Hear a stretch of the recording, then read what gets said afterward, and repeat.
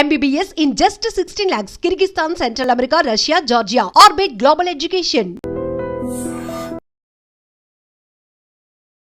Hi, welcome to my show. Hi sir. అంటే కొంతమంది వ్యక్తులకి కొన్ని సినిమాలకి మనం ప్రత్యేకంగా పరిచయం చేయాల్సిన అవసరం లేదు సార్. మురళీమోహన్ గారు అంటే ఇండస్ట్రీలో పరిచయం అవసరం లేని మనిషి, ఒక లెజెండరీ స్థాయిలో ఉన్న వ్యక్తి. సో మీలాంటి వ్యక్తితో ఈరోజు మీ ఎదురుగా కూర్చొని మిమ్మల్ని ఇంటర్వ్యూ చేయడం నిజంగా నేను చాలా ఆనందంగా, ఇది నాకు దక్కిన భాగ్యంగా భావిస్తున్నాను సార్. Thank you. సార్, అతడు అంటే 20 సంవత్సరాల క్రితం రిలీజ్ అయిన సినిమా, ఒక 1000కి పైగా టీవీలో టెలికాస్ట్ అయిన మూవీ. ఇన్ని సంవత్సరాల తర్వాత కూడా ఇంతమంది, ఇది అంటే ఒక రామాయణం, ఒక మహాభారతం మనం చూస్తూనే ఉంటాం. ఎన్నిసార్లు చూసినా ఒక తన్మయత్వం, అవును. ఒక అనుభూతి వస్తూ ఉంటుంది. నేను మరీ అలాంటి ఒక దేవుడితో సమానమైన వాటి గురించి పోల్చట్లేదు, కానీ సినిమా పరంగా వచ్చేలేకే అతడు సినిమా కూడా అలాంటి ఇంపాక్ట్ క్రియేట్ చేసింది సార్. ఆ సినిమాకి మీరు నిర్మాత. సో ఈరోజు ఆ మూవీ రిలీజ్ అవబోతుంది, ఎలా అనిపిస్తుంది సార్? చాలా సంతోషంగా ఉంది సార్. ఎందుకంటే 20 ఏళ్ల క్రితం రిలీజ్ అయిన ఒక సంచలనం సృష్టించింది అప్పుడే. సార్, మహేష్ బాబు సినిమాల్లో one of the best film కింద చాలామంది చెప్తారు ఈ cinema. Sir. Especially Mahesh Babu range పెరిగింది ఇక్కడి నుంచి. ఎగ్జాక్ట్లీ. ఇది దీని కంటిన్యూషన్ ఇమీడియట్గా అతని తర్వాత పోకిరి పడి. అసలు తర్వాత పోకిరి, దీనికి వచ్చిన దీని సక్సెస్ దాని అడ్వాంటేజ్ వచ్చింది సార్. పోకిరికి. అక్కడి నుంచి అలా ఇక నెంబర్ 1లోకి వెళ్ళిపోయాడు అనుకోండి. సార్. సినిమా అప్పుడు రిలీజ్ అప్పుడు పెద్ద ఇంత ఎక్స్పెక్టేషన్స్ లేవు. సినిమా రిలీజ్ అయిన తర్వాత ఎక్స్పెక్టేషన్ ముందు లేదు సార్. దాని మూలంగా కానీ ఇంకా ఏదైనా మూలంగా కానీ అనుకున్నంత పెద్ద హిట్ కాల, కానీ లేట్గా గుర్తించారు. సార్. టీవీస్లో రావడం మొదలుపెట్టింది. అందరూ టీవీలో చూసి ఇంత సినిమా, ఇంత మంచి సినిమా, కామెడీ ప్రమాణంగా ఉంది, డైలాగ్ అస్ఫుద్ధంగా ఉంది, డైరెక్షన్ బాగుంది, మహేష్ బాబు కొత్త రకంగా చేశాడు, సార్. అట్లా అన్ని పేర్లు వచ్చేసి వచ్చిన తర్వాత అసలు కంటిన్యూస్గా ప్రతి కొన్ని వారాలు అయితే శనివారాల్లో కంపల్సరిగా ఈ మూవీ పడని వారం అంటూ ఉండేది కాదు, ఉండేది కాదు. ఏదో ఒక ఛానల్లో పడుతూ ఉండేది. చూసిన వాళ్ళు కూడా ఇదిగో ఈ బిట్టు చూడాలి, ఇదిగో ఈ కామెడీ సీన్ చూడాలి, లేకపోతే ఈ యాక్షన్ సీన్ చూడాలి. యాక్షన్ కూడా మేము చాలా ఎక్కువ ఖర్చు పెట్టాం సినిమా. క్లైమాక్స్ ఫైట్కి అయితే ఆ రోజుల్లో 28 రోజులు తీశారు సార్. ఒక్క ఫైట్. దానికోసం సెట్ వేసాం. అంటే ఒక పాడుపడిపోయిన ఒక చర్చి లాంటిది. అప్పటికి 3D టెక్నాలజీతో ఆ ఫైట్ షూట్ చేయడం నాకు తెలిసి అదే ఫస్ట్ టైం సార్. అది ఫస్ట్ మాస్టర్ ఉండి డైరెక్టర్ గారు అడగనే కానీ, కెమెరా పెన్ అడిగింది కానీ, ఎవరైనా సరే అందరు కలిసి అడిగిన దాని మీద దేనికైనా సరే బ్రహ్మాండంగా చేయండి సార్ అని చెప్పి మేము కూడా ఖర్చు గురించి ఆలోచించాం సార్. దాని మూలంగా యూకే నుంచి బ్రహ్మాండమైన కెమెరాస్ తెప్పించారు, దానికి సెట్ వేసాము. చాలా చూసిన వాళ్ళందరూ మాత్రం ఇది ఫైట్ వరకు ఇంగ్లీష్ పిక్చర్లాగా ఉందండి, ఇంటర్నేషనల్ స్టాండర్డ్స్లో ఉంది అని చెప్పి మెచ్చుకోవడం జరిగింది. సార్, మామూలుగా మురళీమోహన్ గారి కెరీర్ విషయం మీరు ఎప్పుడైనా సరే మీ ప్రయాణం గురించి, మీ ప్రస్థానం గురించి మాట్లాడేటప్పుడు అదేదో సరదాగా అలా జరిగిపోయింది, సరదాగా సినిమాల్లోకి వచ్చేసాను, సరదాగా బిజినెస్లోకి వచ్చేసాను ఇలా చెప్తూ ఉంటారు. బట్ రియాలిటీ ఏంటంటే మీరు చుట్టూ ఉండే పరిసరాలని చాలా జాగ్రత్తగా పరిశీలిస్తారు. నాకు అతడు సినిమా ఎలా ఆన్బోర్డ్ అయిందని ఒక ఐడియా నేను అనుకుంటున్నప్పుడు నాకు ఒక ఆలోచన వచ్చింది సార్. త్రివిక్రమ్ అనే వ్యక్తి శ్రవంతి రవికిషోర్ వాళ్ళ బ్యానర్లో సినిమాలు చేస్తూ వాళ్ళ అసోసియేషన్ కూడా చాలా పెద్దది. వాళ్ళు అంత బాగా ఉన్నప్పుడు ఎక్కడో ఉన్న త్రివిక్రమ్ తీసుకొచ్చి మొదటి సినిమా ఇద్దాము అనే ఆలోచన చేశారంటే మీరు ఎంత అబ్జర్వ్ చేశారు త్రివిక్రమ్ గారిని అప్పుడు?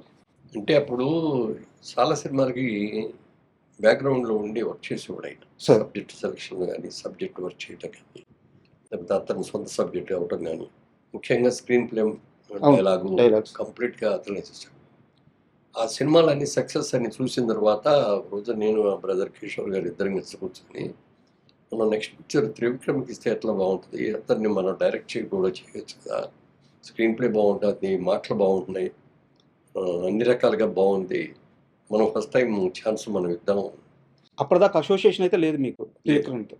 ఎక్కడ కలవలేదు? ఎక్కడ కలవలేదు.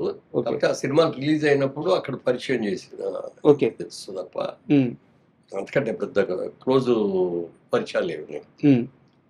అనుకున్న తర్వాత ఒక రోజు పిలిచాం, మంచి సబ్జెక్ట్ ఉంటే చెప్పండి సార్, మీకు డైరెక్షన్ ఇస్తాం, ఫస్ట్ టైం డైరెక్షన్ మన దాంట్లో చేయండి, పెద్ద సినిమా తీస్తున్నాం అని చెప్పి.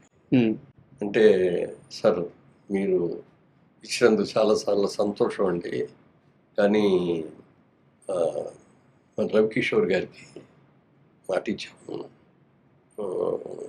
దానికి మీరు ఒప్పుకునేటట్టే చేస్తాను, సెకండ్ పిక్చర్గా చేస్తానండి. అది ఎవరు హీరో అంటే పలానా హీరో అని చెప్పారు. సరే అయితే ఎన్ని రోజుల్లో అయిపోతుంది అంటే నెలలో అయిపోతుందండి, నెల 15 రోజుల్లో షూటింగ్ కూడా అయిపోతుంది ఓకే అని అన్నారు. అయితే మేము ఈ లోపల సబ్జెక్ట్ అది మీరు చేస్తే సబ్జెక్ట్ ఓకే చేసుకొని మిగిలిన క్యాస్టింగ్ అంతా సెలెక్ట్ చేసుకుందాం అని చెప్పి అంటే వెంటనే చెప్పారు, ఇక్కడే కూర్చొని ఎదురుకుంటే ఇలాగే కూర్చొని చెప్తే నెంబరు 3 hours చెప్పారండి ఆ కథ.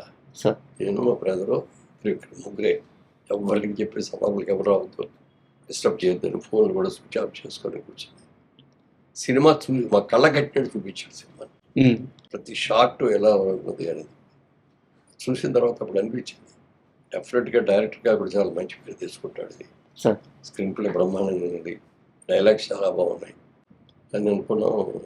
బాగుందండి సినిమా, సబ్జెక్ట్ చాలా బాగుంది, హీరో గారికి కూడా ఒకసారి చెప్పాను, హీరో గారు చెప్పగానే ఆయన వెంటనే ఓకే చేశారు. ఆయన చేసిన తర్వాత నేనే అంతా అయిన తర్వాత సినిమా అయితే అద్భుతంగా ఉందండి, కానీ కొంచెం hero character beginning negative character లాగా ఉంది నాకు, ఒక్కటే ఒక ఫస్ట్ చేయడానికి వీలు అవుతాను అంటే అయినా అన్నాడు. మా బ్రదర్ కిషోర్ కూడా వాళ్ళ ఇంటర్నేషనల్ సినిమాల్లో కూడా హీరో క్యారెక్టర్ నెగిటివ్ నుంచి స్టార్ట్ చేసి పాజిటివ్ తీసుకెళ్ళటం, అప్పుడు అది ట్రెండ్ స్టార్ట్ అవుతుంది అని చెప్పేటప్పటికి నేను కూడా కన్విన్స్ అయ్యాను. సరేనండి, నెగిటివ్ అంటే మరీ నెగిటివ్గా ఏం లేదు, క్యారెక్టర్ అలా ఉంది కదా అని చెప్పిన దాని మీద చేశారు. పర్ఫెక్ట్గా స్క్రిప్ట్ కూడా రాశారు. రాసిన తర్వాత మేము ఒకటే చెప్పాం, మేము తీసి నేను ఇప్పుడు 24 సినిమాలు తీసామండి, 24 ఒక సినిమాలో ఒక ఎత్తు, ఇది ఒక కొత్త తరహాగా మంచి డైలాగ్స్ తోటి మంచి స్క్రీన్ ప్లే తోటి మీరు ఫస్ట్ ఏమంటే ఫస్ట్ పిక్చర్ కాకపోయినా సెకండ్ పిక్చర్ అయినా మాదే కాబట్టి ఈ పిక్చర్ చేస్తారు, పెద్ద సినిమా చేస్తారు కాబట్టి ఇది మీరు ఎలా అనుకుంటున్నారో అలా తీసి దీంట్లో మేము ఎక్కడ ఇంటర్ఫీర్ కావు, బడ్జెట్ విషయంలో కానీ టేకింగ్ విషయంలో కానీ మీకు ఏం కావాలంటే తీసుకోండి, ఇది ఓపెన్గా ఆఫర్ ఇచ్చాం, దాన్ని ఆయన సద్వినియోగం చేసుకొని చాలా బాగా చేశాం. సార్ అంటే కథ విషయం మీరు ప్రస్తావించారు కాబట్టి నాకు ఒక డౌట్ సార్, మీరు కృష్ణ గారితో చాలా క్లోజ్ అసోసియేషన్ ఉంది మీకు, క్లాస్మేట్స్ కూడా మీరు, అంటే కృష్ణ గారి అన్ని సినిమాలు చూసుంటారు మీరు, లేదా తెలిసి ఉంటుంది కూడా మీకు. రౌడీ అన్నయ్య అని చెప్పి కృష్ణ గారితో ఒక సినిమా ఉంది సార్, తమ్మారెడ్డి భరద్వాజ్ గారు డైరెక్టర్. ఆ సినిమా కథ మన అతడు సినిమా కథకి చాలా దగ్గరగా ఉంటుంది అనిపిస్తుంది. మీరు ఆ రౌడీ అన్నయ్య సినిమా చూసారు సార్? దాంట్లో రౌడీ అన్నయ్యలో కృష్ణ గారు లాయర్, తను హ్యాండిల్ చేసిన ఒక కేసు వల్ల ఒక కుటుంబానికి అన్యాయం జరుగుద్ది, అది తెలుసుకొని నిర్మలమ్మ ఇక్కడ ఉంటారనమాట, నిర్మలమ్మ ఇంటికి వచ్చి ఆ కుటుంబం మొత్తానికి న్యాయం చేస్తారనమాట. ఆ ఊర్లో ఆ కుటుంబానికి ఏం సమస్యలు ఉన్నాయో అవన్నీ సాల్వ్ చేసి, నిర్మలమ్మ గారి మనవడు కాకపోయినా సరే, నువ్వు మనవడు కాకపోతే ఏవి నాకు అంత మంచి చేసావు అని చెప్పేసి క్లైమాక్స్ సీన్స్. సేమ్ మన అతనిలో కూడా తన వల్ల ఆ కుటుంబానికి నష్టం జరగదు కాబట్టి ఇంగ్లీష్ పిక్చర్స్ సార్ వాళ్ళు ఒక దగ్గర ట్రీట్ చేసుకుంటారు, ఈయన ఒక దగ్గర ట్రీట్ చేస్తుంటారు సార్, బట్ థ్రెడ్ మాత్రం ఒక ఇంగ్లీష్ పిక్చర్ నావల్లో ఏదో దాన్ని బేస్ చేసుకుని సార్.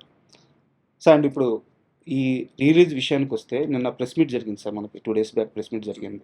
ఆ ప్రెస్ మీట్లో కూడా మాట్లాడుతూ ఈ సినిమాకి వచ్చే కలెక్షన్ కానీ ఏదైతే రెవెన్యూ ఉందో అదంతా కూడా మహేష్ బాబు ఫౌండేషన్కి వెళ్తుంది అని చెప్పేసి చెప్పారనమాట. మీరు నిర్మాత, సో ఇక్కడ వచ్చే రెవెన్యూ అటు పంపించడానికి కారణం ఏంటి సార్? కారణం ఏమీ లేదు, దీని మీద మేము ఏదో లాభం వస్తుంది అనేది ఎక్స్పెక్ట్ చేయట్లేదు సార్. సినిమా బాగుంటుంది, డెఫినెట్గా బాగా సక్సెస్ అవ్వాలి సార్. మేజర్గా ఇది దాదాపు 2 సంవత్సరాల నుంచి అడుగుతున్నారు, ఓకే రీరిలీజ్ చేస్తూ ఉంటే అదేంటి ఇదండి మీరు ఇవ్వాలండి, మాకు అవుట్లెట్లు ఇచ్చేయండి, మేము కొనుక్కొని మేము చేస్తాం, ఇది చాలా ఆఫర్లు వచ్చినాయి సార్. తర్వాత చూద్దాం అంటే ఈ 2 ఏళ్ళు ఇట్లా పొలం చేసుకుంటూ వచ్చాం. తర్వాత ఇప్పుడు ప్రసరణ చేస్తున్న వాటి వీళ్ళందరూ కూడా మంచి ఉత్సాహవంతులు యువకులు, ఆల్రెడీ కొన్ని సినిమాలు తీసి సక్సెస్ఫుల్గా అన్నారు, చరిత్ర కూడా బాగుంది సార్. ఇవన్నీ కూడా చూసిన తర్వాత సరే ఇద్దాం లేదనుకొని అప్పుడు వాళ్ళతో డిస్కషన్లోనే చెప్పాం, 20 ఏళ్ల క్రితం తీసిన సినిమా ఇది, అప్పటికిప్పటికే టెక్నాలజీ చాలా మారిపోయింది, మరి అప్పటికి ఆ నెగిటివ్లు ఎలా ఉన్నాయో కూడా తెలియదు, మరి దీన్ని అప్గ్రేడ్ చేయాలి, ఇప్పుడున్న sound system Dolby system upgrade చేయాలి, ఇవన్నీ చేయాలి కదా, చేస్తాము అండి టెక్నికల్గా అంటే ఓకే అన్నారు వాళ్ళు. ఉమ్, ప్రసాద్ లాబ్ దగ్గరికి వెళ్ళి ఇప్పుడు ఇందాక వచ్చింది అమ్మాయి, మా తమ్ముడు గారు అమ్మాయి ప్రియాంక. అవును సార్. ప్రియాంక బాధ్యత తీసుకుంది. ప్రియాంకకి బాగా నాలెడ్జ్ చాలా ఉంది అమెరికాలో సినిమా ఇండస్ట్రీ గురించి. చాలా అంటే అక్కడ తను మాస్టర్స్ చేయడానికి వెళ్ళి సార్. ఒక 4 years అక్కడ సినిమాస్లో వర్క్ చేసింది. కాబట్టి దానికి టెక్నాలజీ గురించి బాగా తెలుసు, బిజినెస్ గురించి బాగా తెలుసు, అన్నీ కూడా తెలుసు. దీన్ని మనం ఒక లాభం అనేది ఏంటి అనేది మనం చూడొద్దు. ఉమ్, ఇందులో మనకు అక్కర్లేదు, అసలు లాభం కూడా ఏం అక్కర్లేదు. దీన్ని అద్భుతంగా చేయాలి అని అనుకున్న తర్వాత ఈ సూపర్ 4Kకి ఓకే. చేయించాను దానికి, సౌండ్ కూడా డాల్బీకి చేంజ్ చేస్తాం. డాల్బీకి చేయించాను. దాని మూలంగా ఏమైపోయిందంటే ఇవాళ కొత్తగా ఇప్పుడు తీసిన సినిమాలాగానే ఉంటుంది మీకు, కలర్స్ కానీ ఇది కానీ ఎవ్రీథింగ్. సార్ మీరు అతడు సినిమాకి టెక్నికల్గా ఎన్ని హంగులు అద్దినా అసలు బేసిక్గా దాని సోలే ఈ తరానికి సరిపోయేది. అంటే మీరు కూడా అన్నా నేను ఆ, ఏమంటే ఇంకో 10 ఏళ్ళ తర్వాత తీయాల్సిన సినిమా ఇవాళ తీస్తారు మీరు, ట్రెండ్ మార్చాలి కదండి మనం ఆ, అన్నారు ఆయన. అందుకే చెప్పింది మళ్ళీ మేము ఇంటర్ఫియర్ అయితే సార్ మళ్ళీ మాది ఓల్డ్ స్కూలు, ఫ్యామిలీ ఓరియంటెడ్ ఇట్లాగా ఉంటుంది. సార్. ఇది మీరు న్యూ ఇదిగా తీసుకున్నారు కాబట్టి మీరు ఎలా అనుకుంటున్నారో అలా చేయండి, ఉమ్. మేము ఎవరో ఇన్వాల్వ్ కావు అని చెప్తాం. సార్ ఈ సినిమాని ఇప్పుడు రిలీజ్ చేస్తున్నామని చెప్పి మహేష్ బాబు గారికి చెప్పినప్పుడు ఆయన రియాక్షన్ ఏంటి సార్? ఆయన చాలా హ్యాపీగా ఫీల్ అయ్యాడు. ఓకే. డెఫినెట్గా చాలా బాగుంటుంది అనేది. ఉమ్, అంటే ఇందులో ముఖ్యంగా ఏంటంటే ఇప్పుడున్న జనరేషన్, యంగర్ జనరేషను సినిమాను టీవీలో చూశారు, ఈ సినిమా చాలాసార్లు అవును. చూశారు, కానీ ఆ బిగ్ స్క్రీన్లో చూడలేదు. ఉమ్, అందుకని దీన్ని ఒకసారి బిగ్ స్క్రీన్లో చూపించే అవకాశం ఇవ్వాలి, ఉమ్, టెక్నికల్గా కూడా దీన్ని అప్గ్రేడ్ చేసి ఇవ్వాలి, ఉమ్, ఇవాళ తీసిన సినిమాలాగా అనిపించాలి సార్. అనే ఆలోచనతో వచ్చి ఇవన్నీ కూడా చేస్తామండి, చేస్తాం. ఇందులో డబ్బుల గురించి కూడా మేము ఆలోచించట్లేదు, సార్. అది దాని గురించి కూడా ఆశించట్లేదు అనండి. తర్వాత వాళ్ళు ఇచ్చిన ప్రపోజల్ కూడా ట్రస్ట్కి జరిగితే ఓకే అండి అని చెప్పి, మేము నాకు కూడా ఏం అభ్యంతరం లేదు సార్. అని చెప్పి చెప్పడం జరిగింది. అలాగే వచ్చేదానికి సద్వినియోగం కోసం మనం దీన్ని ఒక మంచి పని చేయాలనే ఆలోచన మహేష్ బాబు వాళ్ళు అనుకున్నందుకు సార్. డెఫినెట్గా ఆ సైడ్ నుంచి ఏం కావాలో మేము రెడీ చేయండి అని చెప్పి. సార్ అంటే మహేష్ బాబు గారి ట్రస్ట్ ప్రస్తావన వచ్చింది కాబట్టి నేను కాస్త అతడు నుంచి కాస్త డివేట్ అయ్యి ఒక చిన్న క్వశ్చన్ అడుగుతున్నాను సార్. కృష్ణ గారిని మీరు చూశారు, చాలా సందర్భాల్లో ఇండస్ట్రీ మొత్తం ఉంటుంది, చాలా సందర్భాల్లో మీరే చెప్పారు ఇండస్ట్రీలో దేవుడు అంటే మనిషి ఎవరైనా ఉన్నారంటే కృష్ణ గారు అని చెప్పేసి. ఆయన కడుపును పుట్టిన బిడ్డ ఈరోజు 4,000 మంది పిల్లలకి హార్ట్ ఆపరేషన్ చేయించారు, కొన్ని గ్రామాలను దత్తత తీసుకుంటున్నారు. అంటే ఒక మనిషి ఋషి అయితే ఎలా మారిపోతాడో అలాంటి మైండ్ సెట్తో ముందుకెళ్ళిపోతున్నారు. మీలాంటి పెద్దలందరూ ఎలాగో సపోర్ట్ చేయడానికి బ్యాక్ బోన్గా ఉంటూనే ఉన్నారు. సో మహేష్ బాబు గారి ప్రస్థానం అంటే అతడు సినిమా చేసినప్పుడు ఒక యంగ్స్టర్ని చూసుంటారు మీరు, ఈరోజు ఆయన జర్నీ శిఖరాగ్రంలో ఉంది. సో అలా ఆ మహేష్ బాబుని ఈ మహేష్ బాబుని చూస్తుంటే మీకు ఏమనిపిస్తుంది సార్? యాక్చువల్గా కృష్ణ గారు నేను క్లాస్మేట్స్, మీరు కూడా ప్రస్తావించారు, మీ ఏలూరు కాలేజీలో క్లాస్మేట్స్. అప్పుడు ఇద్దరు కూడా కొంచెం అంటే కామ్గా క్వైట్గా ఉండేవాళ్ళందరూ ముందు బెంచ్లో కూర్చోబెట్టి అల్లరి బెంచ్లో వెనక కూర్చో, ఓకే. ఆ విధంగా మీ ఇద్దరం పక్క పక్కన ఫస్ట్ బెంచ్లో కూర్చునేవాళ్ళం. మీ ఇద్దరు రాముడు బుద్ధిమంతుడు. ఇప్పుడు కూడా ఇద్దరు రాముడు బుద్ధిమంతుడు అంటాడు, ఇద్దరు కూడా ఓకే. అల్లరి చేయటం కానీ, గొడవలు చేయటం కానీ, ఏదో విజిల్స్ చేయటం కానీ, లేకపోతే అటెండెన్స్ అయిన తర్వాత మెల్లగా జారుకొని బయట పోవటం కానీ. ఓకే. ఎందుకంటే ఆ బ్యాచ్లు వేరు, అందుకని ఆ బ్యాచ్లు అందరూ వెనక కూర్చోబెట్టేవారు. ఓకే. అందుకని పర్ఫెక్ట్గా క్లాస్కి రావటం, క్లాస్లో కూర్చోవడం, చెప్పిన పాఠం పూర్తిగా వినటం, క్లాస్ అయ్యే వరకు కూడా వెళ్లకుండా బయటకి ఏదో యూరిన్ వెళ్తారండి అదేంటి ఇదండి అని మాటలు కూడా లేకుండా అవన్నీ కూడా పర్ఫెక్ట్గా చేసేవాళ్ళం అని చెప్పి అలాంటి వాళ్ళు ఒక 6-7 మందిని సెలెక్ట్ చేసుకొని మాకు ఇట్లా 2 వరుసలాగా ఉండేవి. ఒక వరుస బెంచ్లో మేము ఉండేవాళ్ళం నలుగురు, ఇంకో వరుస బెంచ్లో ఇంకో నలుగురు, ఇట్లా చాలా పర్ఫెక్ట్గా చేసాం. అప్పుడు అనేవాడు అనమాట ఆయనకి మొదట్లో కూడా ఆయనకి కూడా సినిమాకి అవ్వాలని లేదు, సినిమా యాక్టర్ అవ్వాలనే ఆలోచన అది కూడా ఏం లేదు. ఇప్పుడు కంటే చాలా అందంగా ఉండేవాడు, చాలా అసలు ముట్టుకుంటే మార్చిపోతాడేమో అని అంత కలర్లో ఉండేవాడు. మంచి జుట్టు, ఎక్సలెంట్ జుట్టు, నొక్కుడు జుట్టు లాగా ఉండేది, అట్లా ఉండేవాడు. చాలా తక్కువ మాట్లాడేవాడు. ఒకసారి అక్కడే నాగేశ్వరరావు గారు వచ్చారు అక్కడికి. నాగేశ్వరరావు గారు 60 సంవత్సరాల ఫంక్షన్ వజ్రోత్సవం చేశారు. ఆయన 60 సినిమాలు రిలీజ్ అయిన తర్వాత అది వచ్చినప్పుడు మా ఏలూరు కాలేజీలో గెస్ట్గా వచ్చాడు. అందరూ వెళ్ళి కూర్చున్నారు. అయిన తర్వాత ఆయన మాట్లాడేసారు, అందరూ సపాట్లు కొట్టాము. తర్వాత వెళ్ళిపోయేటప్పుడు ఎవరికి వాళ్ళే వెళ్ళిపోయి సార్ ఆటోగ్రాఫ్ రకరకాలుగా ఆటోగ్రాఫ్లు అయ్యేది చేశారు. ఓకే. చేసిన తర్వాత కృష్ణ గారికి ఆలోచన వచ్చింది, సినిమా యాక్టర్ అవ్వబట్టి కదా ఇంత క్రేజ్ వచ్చింది, ఇంత వచ్చింది, ఓకే. మనం కూడా ఎందుకు అవ్వకూడదు ఉమ్, అనే ఆలోచన మొట్టమొదటిగా అక్కడికి వచ్చి ఆయన ఎక్స్పెక్ట్ చేశాడు. ఓకే. సినిమా యాక్టర్ అయితే బాగుంది, నాకు కూడా అవ్వాలి ఉంది అని. ఉమ్, డెఫినెట్గా నీ పర్సనాలిటీకి నీ అందరికీ డెఫినెట్గా మంచిగా ఇది అవుతుంది. ఆ టైంలోనే కొల్లేటి కాపురంని మన డైరెక్టర్ పేరేంటి తిలక్ గారు ఓకే. ఎడిటర్, మంచి ఎడిటర్ అయినా ఎడిటర్గా డైరెక్టర్ కూడా అయ్యాడు. కొన్ని సినిమాలు చేశాడు, మంచి సినిమాలు చేశాడు. రైటర్ చాలా రైటింగ్ కూడా చాలా బాగుంటాయి ఆయన పాత ఆ. సినిమాల్లో. అవును. ఆయన చాలా మంచి సినిమాలు చేశాడు. ఉయ్యాల జంపాల అవును. అవన్నీ కూడా చాలా మంచి సినిమాలు చేశాడు. ఆయన ఒకసారి ఆ కొల్లేటి కాపురం రిలీజ్ సందర్భంగా ఏలూరు కాలేజీకి వచ్చాడు ఆయన కూడా. ఓకే. వచ్చినప్పుడు ఇది చూశాడు. ఉమ్, చూసిన తర్వాత పిలిచాడు. పిలిచి ఏంటి సినిమాలో యాక్ట్ చేస్తావా అంటే చేస్తానండి అని ఆయన పిలిచాడు. ఆయన పిలిచి అడిగాడు. ఓకే. అంటే మంచి చూడటానికి చూడగానే అట్రాక్టివ్గా ఉంటాడు చాలా. ఉమ్, పిలిచి అడిగాడు, సినిమాలో ఇంట్రెస్ట్ ఉందంటే ఉందండి అన్నాడు. సరే అయితే ఇప్పుడు నా సినిమా అయిపోయింది, మళ్ళీ కొత్త సినిమా మొదలు పెట్టడానికి ఇంకా టైం పడుతుంది. నువ్వు ఇప్పుడు ఫైనల్ ఇయర్లో ఉన్నావు కదా, నువ్వు చదువు పూర్తి చేసుకొని నువ్వు నాకు ఫోన్ చేయని నెంబర్ అయ్యని ఇచ్చాడు. ఓకే. ఇచ్చే ఈయన తర్వాత చేశాడు, వచ్చేయమన్నాడు ఆయన. ఆయన వెళ్ళేటప్పటికి ఈయన సినిమా ఇంకా అప్పుడు కూడా రెడీ అవ్వాల. అందుకని బయట ఏమన్నా ట్రయల్స్ ఉంటే అవి చేసుకుంటూ ఉండు, నువ్వు నాటకాల్లో లేదు కాబట్టి ఉమ్, నాటకాలు వేస్తూ ఉండు అని చెప్పి అప్పుడు సోమన్ బాబు గారు, కృష్ణ గారు, సార్. ఇంకా బ్యాచ్ ఉన్నారు కొంతమంది, వాళ్ళందరూ నాటకాలు చేసేవారు మెడ్రాస్లో. క్రాంతి కుమార్ గారు కూడా మీ బ్యాచ్ అనుకుంటా. క్రాంతి కుమార్ గారు కూడా బాగా, క్రాంతి కుమార్ గారు మా బ్యాచ్. ఇప్పుడు విజేంద్ర ప్రసాద్ గారు, సార్. రాజమౌళి గారు Father. father, ఉమ్, ఆయన మా అవును. బ్యాచ్. తర్వాత ముఖర్జీ గారు అని ఒక ఆయన ప్రొడ్యూసర్, సమత ఆర్ట్స్ సార్. ఆయన, చటర్జీ గారు, వీళ్ళందరూ కూడా మా కాలేజీ వాళ్ళు. సార్.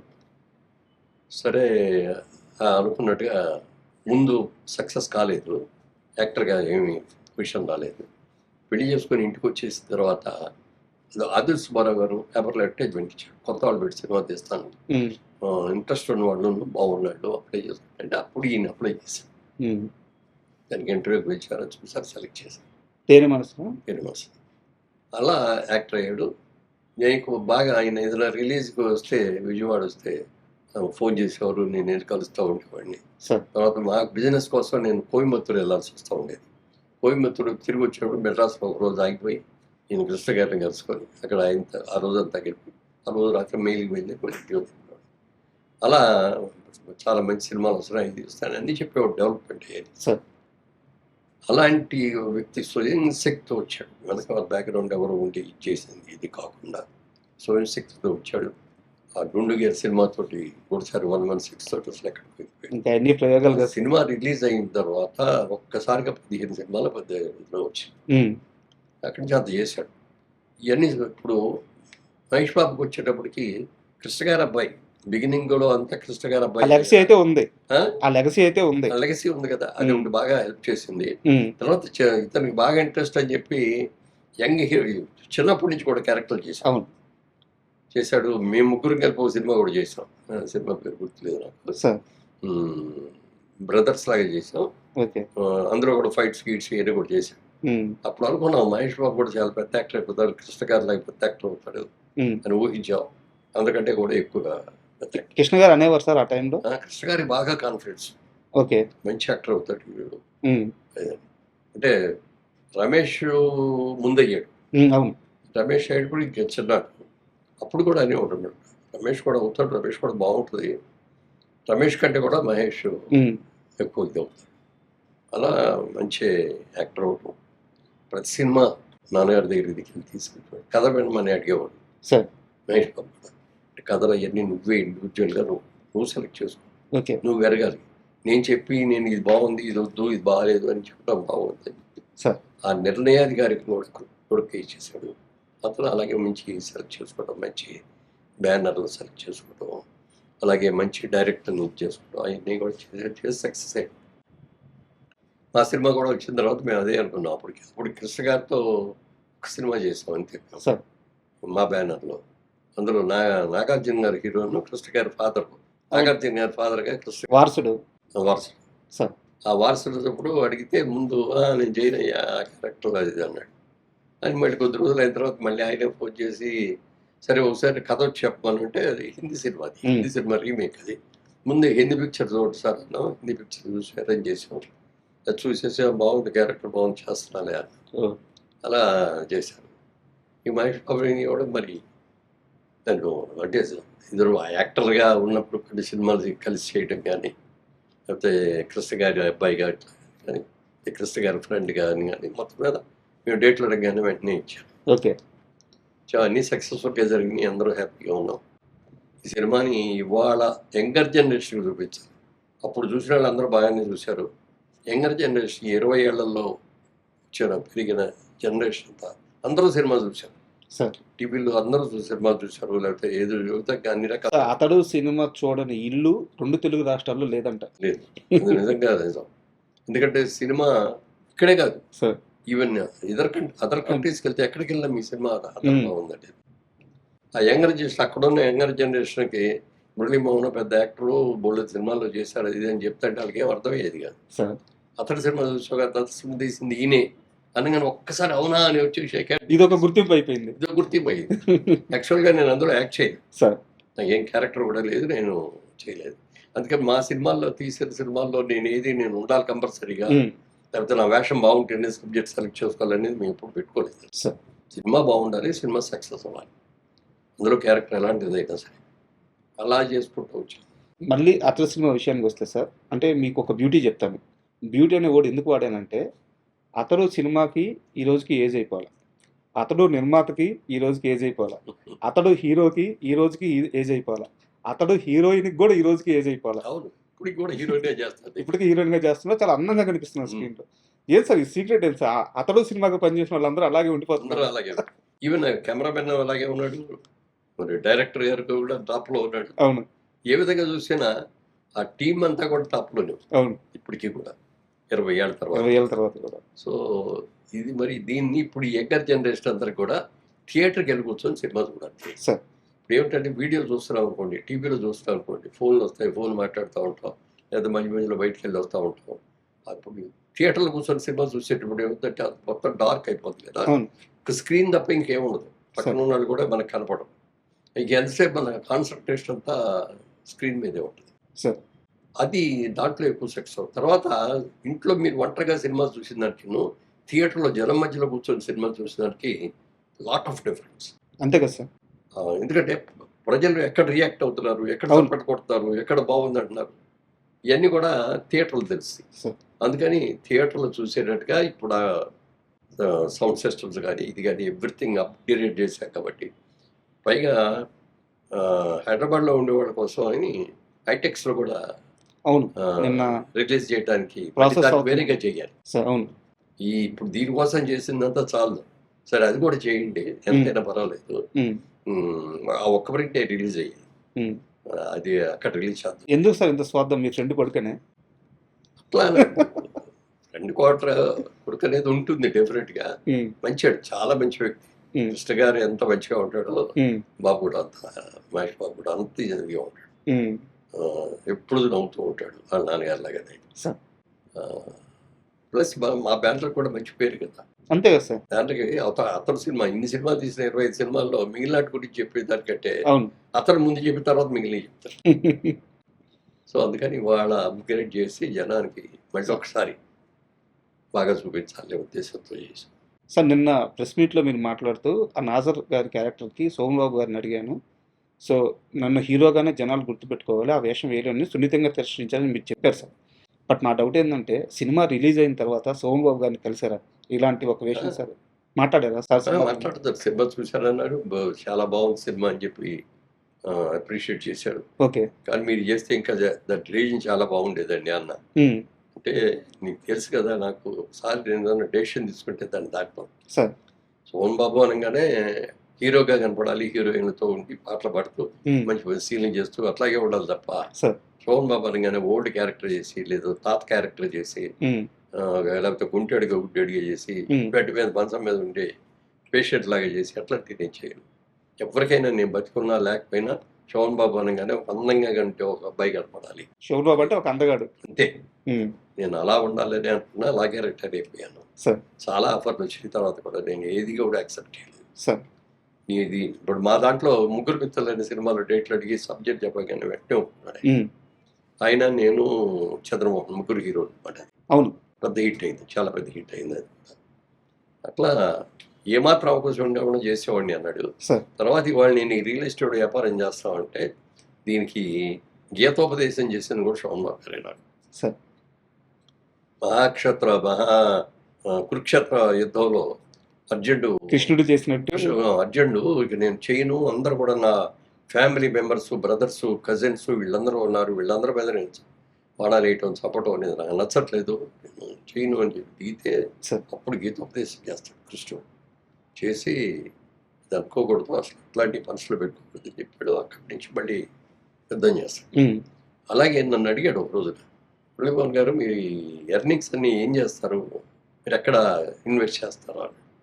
సార్ బేసికల్గా నేను బిజినెస్ మ్యాన్ అండి, విజయవాడలో ఉంటాడు, బిజినెస్ చేసేవాడిని. ఆ బిజినెస్లో వచ్చి సినిమాల్లోకి వచ్చాను, అనుకోకుండా అవకాశం వచ్చేది వచ్చాను. ఇప్పుడు మళ్ళీ ఆ బిజినెస్ అనే దాన్ని మర్చిపోకూడదు అనే ఉద్దేశంతో జైపేరి బ్యానర్ పెట్టి సినిమాలు తీసుకుంటూ వస్తున్నానండి. తర్వాత 2 డిస్ట్రిబ్యూటింగ్ కంపెనీల్లో అవును. లక్ష్మీ చిత్రాన్ని ఒకటి రెండు సినిమాల్లో నేను పార్ట్నర్గా కూడా చేరానండి. సినిమాలు మీరు తీస్తున్నారు, చాలా బాగా తీస్తున్నారు, బ్రహ్మాండం, దాంట్లో కానీ 2 డిస్ట్రిబ్యూటింగ్ కంపెనీలో మీరు షేర్ హోల్డర్ అయ్యారే, అది మాత్రం మీరు తప్పు చేస్తున్నారండి అని. ఉమ్, అదేంటి అని నేను, మీరు వెళ్ళి కూర్చుంటారు అక్కడికి, ఎప్పుడు అస్సలు కుదరదు కదా, నేను ఎట్లా వెళ్తాను. వాళ్ళు ఎవరో కష్టపడి సంపాదించి నీకు లాభాలు పంచిపెడతారు అని అనుకుంటే నీ అంత తెలియదు మరి ఎవరు లేరు. లేదండి అట్లా మంచిగా అదే అలాంటిది జరగదని అన్న. కానీ నా అదృష్టం నాకు తెలియదు, ఆయన అన్నట్టే జరిగింది. ఆయన అన్నట్టే జరిగింది. ఒక దాంట్లోనేమో మొత్తం పెట్టుబడి అంతా పోయింది. సార్. రెండో దాంట్లో వాడు చేసిన అప్పులన్నీ కూడా నా మీద పోయింది. ఆ అప్పులన్నీ నేను తీర్చాల్సి వచ్చింది. సార్.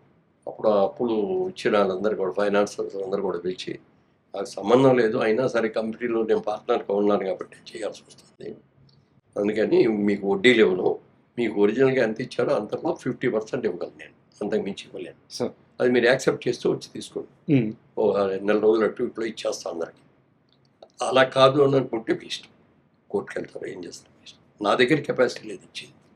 అసలు మీకు సంబంధం కూడా లేదు, ఇవ్వాల్సిన అవసరం కూడా లేదు. వాళ్ళు ఎవరో ఇచ్చిన వాళ్ళు ఎవరో నాకు తెలియదు, వాళ్ళ మొహం ఏం చూడలేదు. నేను సినిమా యాక్టర్గా నేను వాళ్ళకి తెలిసి ఉండొచ్చు, కానీ వాళ్ళు ఎవరో నాకు తెలియదు కదా. ఇప్పుడు మా సొంత సినిమాలకు కూడా మా ఫైనాన్సర్స్ దగ్గరికి నేను మాట్లాడతాను. బ్రదర్ కిషోర్ గారే ఉన్నారు, ఆయనే మాట్లాడతారు. ఫైనాన్షియల్ డీలింగ్స్ అన్నీ కూడా ఆయనే చేస్తాడు.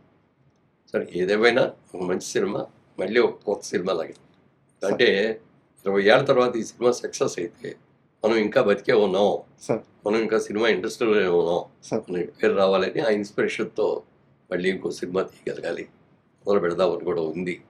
అయితే ఇందాక మొన్న నా ప్రెస్ మీట్లో మీరు కూడా ఉన్నారు కాబట్టి అందులో ఎవరో అడిగారు దీనికి పార్ట్ 2 ఎవరో తీస్తారా అని. అదే సార్, నెక్స్ట్ అది ఒరిజినల్గా ఆ థాట్ డైరెక్టర్ గారికి కూడా ఉందనుకుంటా, అందుకే దాన్ని ఎండింగ్ కూడా మామూలు సూపర్ షాట్ అని చెప్పి అందరూ అన్ని క్యారెక్టర్లు కలుసుకోవటం, ఇవన్నీ చెప్పడం, లేకపోతే ఒక పార్ట్ రిపీట్ చేయడం, ఇవన్నీ చేస్తారు కదా. అందులో అది ఏమి ఉండదు. అక్కడ క్లైమాక్స్ అయిపోయిన తర్వాత నది ఒడ్డుకు వచ్చేసి అస్థికులు కలిపేసి మళ్ళీ తిరుగు ప్రయాణం ఆ ఊరు బాసర్లపూడి అక్కడికి వెళ్ళిపోతున్నారు అన్నట్టు ఒక క్యాప్షన్ ఇచ్చారు. సార్ ఇక్కడ నాకు ఒక చిన్న డౌట్ సార్, అంటే ఇప్పుడు మహేష్ బాబు గారు పాన్ ఇండియా సినిమాలు తీస్తున్నారు, త్రివిక్రమ్ గారు అదే స్థాయిలో ఉన్నారు. ఇప్పుడు అతడు సినిమా మళ్ళీ తీయాల్సి వస్తే దానికి సీక్వెల్ తీయాల్సి వస్తే మహేష్ బాబు గారు అబ్బాయి రెడీగా ఉన్నారు, గౌతమ్ గారు. సో అలాంటి ఆలోచన ఏమైనా చేస్తున్నారు ఒక 2-3 ఏళ్ళు ఆగైనా? అది కాదు ఇప్పుడే కాదు అది సార్. అంటే ఇది మహేష్ బాబుతోనే చేయగలిగారు సీక్వెల్ అని చేసి సార్. అది మహేష్ బాబు గారు అబ్బాయితో చేయటం అనేది అది తర్వాత, అది వేరే. జేబేరికి అయితే ఆలోచన గారితో చేసాం, మహేష్ బాబుతో చేసాం, గౌతమ్తో కూడా చేయొచ్చు, చేయకూడదని ఏం లేదు కదా. నాగేశ్వరరావుతో చేసాం, నాగార్జునతో చేసాం, తర్వాత వాటిలో కూడా చేద్దామని అనుకున్నాం కానీ కుదరలేదు. సార్ ఇప్పుడు జేబేరి అనగానే నాకు తెలిసి అప్పటి ఉన్న స్టార్ హీరోలు అందరితో సినిమాలు తీశారు మీరు. బాలకృష్ణ గారితో తీశారు, నాగార్జున గారితో తీశారు.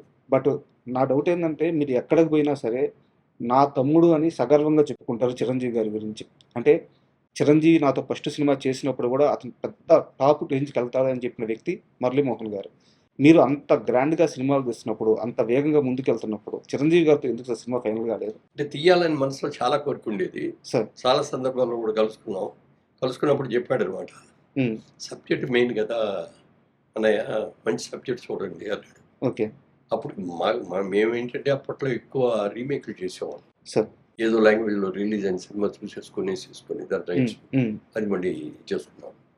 మరి ఇంత పెద్ద హీరోని పెట్టుకొని రీమేక్ చేస్తే బాగోదు అని చెప్పి అప్పుడు పెద్ద డైరెక్టర్గా రాఘవేంద్ర గారి దగ్గరికి వెళ్ళాం. సార్. రాఘవేంద్ర గారు చిరంజీవి గారు కూడా చెప్పారు, మీ ఇద్దరు కాంబినేషన్ అయితే బాగుంటుంది, మీరు అంటే పట్టాలు ఎక్కిస్తాను పండినాను. సార్. నేను సబ్జెక్ట్ చూడు, సబ్జెక్ట్ లేనిది ఏది ఉంటుంది, నువ్వు సబ్జెక్ట్ చూసి ఇది సబ్జెక్టు అని చెప్పి నాకు నేను ఇమ్మీడియట్గా మీ చేతికి అడ్డమే ఉందన్నారు. రెడీ అన్నాడు.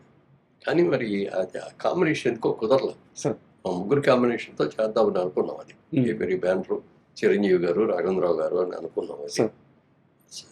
దాంట్లో అందుకే తీయలేకపోయాం. సార్, మీరు 50 సంవత్సరాల సినీ ప్రయాణం, ఎన్నో విజయాలను చూస్తున్నారు. అంటే మీ ముందు ఒక సినిమా నెంబర్స్ గురించి మాట్లాడడం అంత భావ్యం కాదు. కాకపోతే ఇప్పుడున్న పరిస్థితుల్లో ఏంటంటే, మొన్న కలేజా సినిమా రిలీజ్ అయినప్పుడు 10 కోట్ల దాకా కలెక్షన్ చేసింది. అండ్ అతడు సినిమా నెంబర్స్ పరంగా ఎంత రేంజ్కి వెళ్తుందని మీరు అనుకుంటున్నారు? దాని గురించి నేనేం ఎక్స్పెక్ట్ చేయట్లేదండి. సార్. ఎందుకంటే మనం చేయాల్సిన కృషి మనకి మొదటి నుంచి కూడా బాధ అదే. సార్. నీ కృషి నువ్వు చేయి, సార్. ఫలితం గురించి ఆలోచించదు. గీతలో చెప్పిన వాక్యం సార్. కృష్ణప్రార్థన. అందుకని మా కృషి మేము చేస్తున్నాం. మళ్ళీ పాత సినిమా లాగా కాకుండా కొత్త సినిమా లాగా ఉండేటట్టుగా అన్ని టెక్నికల్గా కూడా దాన్ని బాగా డెవలప్ చేస్తున్నాం. అది డెఫినెట్గా సక్సెస్ అవుద్ది, అందులో డౌట్ ఏం లేదు. ఎందుకంటే ఇన్నేళ్ళగా అది దాన్ని గుర్తుపెట్టుకొని వాళ్ళు ఉన్నారంటే ఒకసారి స్క్రీన్ మీద చూద్దాం, వెళ్ళి బిగ్ స్క్రీన్ మీద అనుకుంటారు వాళ్ళ యంగర్ జనరేషన్. అంతే కదా సార్. పైగా చూసి ఆనందం పొందాలండి. పైగా మహేష్ బాబు ఫ్యాన్స్ కూడా ఆకలి మీద ఉన్నారు సార్. ఎందుకంటే వాళ్ళకి ఇంకో 2 years దాకా సినిమా రాదు. రాజమౌళి గారి సినిమా సినిమా రిలీజ్ అయ్యేదాకా రాదు. అవును. అందుకని ఇదే ఆ లోటు ఈ సినిమా తీస్తుంది. అంటే మంచి సినిమా అవుతుంది, అందరూ చూస్తారు ఒకసారి, మళ్ళీ థియేటర్కి వెళ్ళి చూద్దాం ఒకసారి అని ఆలోచన. సార్, ఫైనల్గా ఒక క్వశ్చన్. జైబేరి ఆర్ట్స్ ఒకప్పుడు సంచలనం సృష్టించిన బ్యానర్, తర్వాత బ్రేక్ వచ్చింది. మళ్ళీ నిన్న ప్రెస్ మీట్లో సినిమాలు స్టార్ట్ చేయబోతున్నాము, కాన్సెప్ట్ ఓరియంటెడ్ మూవీస్ చిన్న సినిమాలతో స్టార్ట్ అవుతామని చెప్పి అన్నారు. సార్, ఇది మాత్రం చాలా సీరియస్ క్వశ్చన్. మురళీమోహన్ గారు లైఫ్లో సాధించలేనిదంటూ ఏదీ లేదు ఇప్పటిదాకా. ఆయన ఎక్కడ చేయబెట్టినా ఒక మంచి భర్త అనిపించుకున్నారు, ఒక మంచి తండ్రి అనిపించుకున్నారు, ఒక మంచి హీరో అనిపించుకున్నారు, నిర్మాత అనిపించుకున్నారు, బిజినెస్ మ్యాన్ అనిపించుకున్నారు, రాజకీయ నాయకుడు అనిపించుకున్నారు. ఇన్ని సాధించిన మురళీమోహన్ గారు ఈ రోజున ఇప్పుడు ఇండస్ట్రీ ఉన్న ఇలాంటి పరిస్థితుల్లో సక్సెస్ రేటు మీరున్నప్పుడు 3-4 ఉండింది, ఇప్పుడు 2కు పడిపోయింది. ఇంకా గట్టిగా మాట్లాడితే ఒకటే సార్. అంటే టైప్ 2 హీరోలకు కూడా థియేటర్లకు ఆడియన్స్ రావట్లేదు. ఇలాంటి సమయంలో మురళీమోహన్ గారు ఎందుకు ఈ టేక్ చేసి మళ్ళీ నిర్మాణంలోకి వస్తున్నారు? అంటే ఇవాళ ఈ స్టేజ్కి వచ్చేవాడి బేస్ అంతా సినిమాయే కదా సార్. నేను విజయవాడలో ఉండగా నా బిజినెస్ చేస్తే మా అయితే ఒక ఇల్లు కొనుక్కుని ఉండి విజయవాడలో ఎక్కడో సెటిల్ అయ్యి ఉండేవాడిని. లేదు చదువుకొని బాగా చదువుకొని ఉద్యోగం చేస్తే రిటైర్ అయిపోయి ఇప్పుడు పెన్షన్ తింటా ఉండేవాడిని. ఇవాళ ఈ స్టేజ్ వచ్చిందంటే సినిమా. బికాజ్ ఆఫ్ సినిమా ఈ రోజు నీ స్టేజ్లో ఉన్నాం.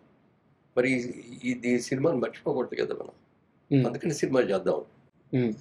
రామోజీరావు తీశారు, అన్ని బడ్జెట్ సినిమాలు తీశారు తప్ప ఎక్కడన్నా పెద్ద సూపర్ హిట్ పెద్ద కాస్టింగ్ పెట్టి చేసే లేదు. ఆయన చిన్న సినిమా తీస్తే అది పెద్ద సినిమా అయిపోయింది, అది పెద్ద సినిమాలు అయింది. అవును. అంటే ఆయన ఉద్దేశం ఏంటంటే సినిమా పెద్ద కాస్టింగ్లు పెట్టుకొని 4 హీరోలను పెట్టి తీయగలిగిన కెపాసిటీ ఉంది. అవును.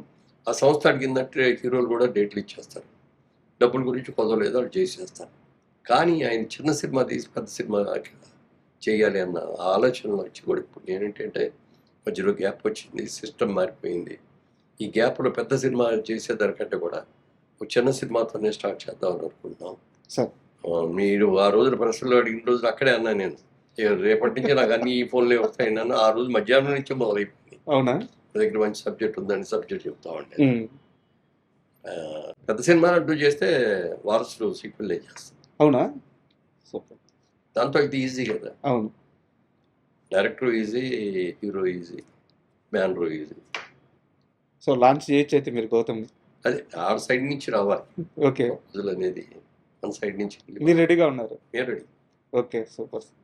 అండ్ సార్, ఫైనల్గా అంటే అతడు లాంటి సినిమాని మళ్ళీ ఇంకొకసారి థియేటర్కి తీసుకొచ్చి ఈ జనరేషన్కే కాదు సార్, మా జనరేషన్ కూడా, అంటే మేము ఆల్రెడీ చూసిన వాళ్ళమైనా సరే అందరికీ మరొకసారి ఒక అద్భుతాన్ని స్క్రీన్ మీద చూపించబోతున్నారు. మీ ప్రయత్నం నిజంగా హ్యాట్స్. ఎందుకంటే ఈ ప్రయత్నంలో మీకు ₹1 లాభం లేదు.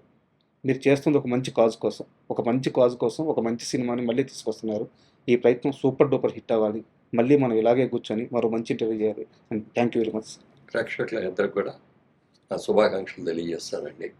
ఈ చిత్రం మీ అందరి కోసం మీరు థియేటర్లో చూడాలి అనే ఉద్దేశంతో ఇది చేస్తున్నాం. ఇందులో ఏం ఫైనాన్షియల్గా ఆలోచించి చేయట్లేదు. ఒక్కసారి మా సంతృప్తి కోసం మీరు అందరూ థియేటర్కి వెళ్ళి థియేటర్లో కూర్చొని సినిమా చూసి ఆనందించారు. Thank you. అదే నేను కోరుకుంటున్నాను.